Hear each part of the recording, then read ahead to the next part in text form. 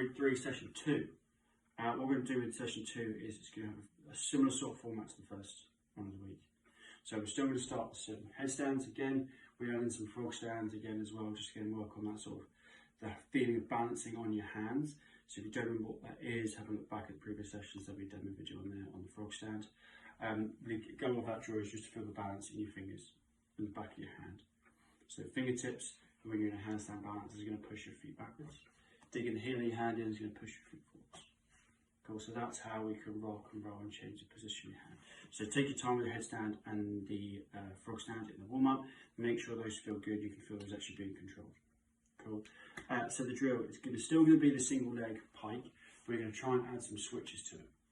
So if you struggle with the single leg pike for the first session, go back to that and just still practice that element of it. Okay, so once that's good and controlled, we can then work on the switches.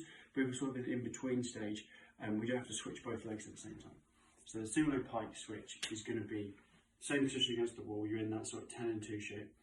Then the first option is put one foot back on the wall, take the other one off. Okay, put one on, take it off, and we can adjust it that way.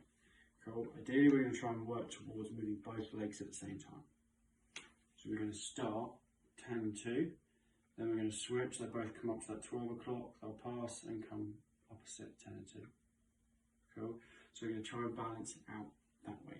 Now, when you do it, when you first start the movement, you need to dig in the heel of your hand a bit more than you would fingertips, just to push your weight away from the wall slightly, just to start off that switch. Okay, we're looking for really slow movements with this. You shouldn't be sort of kicking the life out of the wall as you're landing the other foot on it. So we'll probably suggest is start closer to the wall with the switches. Then with every, say, 2 or 3 successful attempts, successful reps each side, move slightly further away. Then that feels good, slightly further away. That feels good, slightly further away. Take your time building back out. Don't necessarily have to start this drill where we finished day 1 of this week.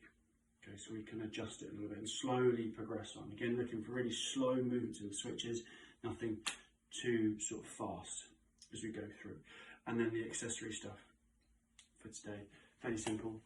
It's just 5 rounds, trying to do it without sort of breaking up as you go, trying to go unbroken. 5 minutes sort of all together without putting some weight down. You can use a dumbbell, kettlebell, just hold it either side. I use a plate in a demo video, but just adjust it to whatever you've got. It's going to be some floor presses, some pullovers, and a top hold. Okay, so just 20 seconds of work on each station. Doesn't necessarily have to be fast or slow, just wants to be controlled. Okay, so we worked on the tempo push-up, session 1 of this week. Talking about that shoulder staying down. It's just going to be the same position as you go through your floor press. And this pullovers want to be straight on. So I'm going to use a plate because I'm going to adjust the position a bit more. So first, say 2 reps in the demo video, you'll see the top of the plate touch the floor. Then the last few, the plate will slowly get flatter and flatter and flatter. So you can adjust the range of motion a little bit easier with that. If you're using a dumbbell, just go a little bit lower each time. So you want to try and see straight arms lower and your ribs stay in the same position. So say I can only get to here. That's probably good enough. And then straight arms, put it back to the top. Rather than going to the same position, arching a bit more, and then trying to use a bit of momentum or sort of ab crunch to bring it down. So it wants to be a bit more of a balance and slow controlled movement. Again with that. Just slow stuff, just the cue for the handstand bits. Cool.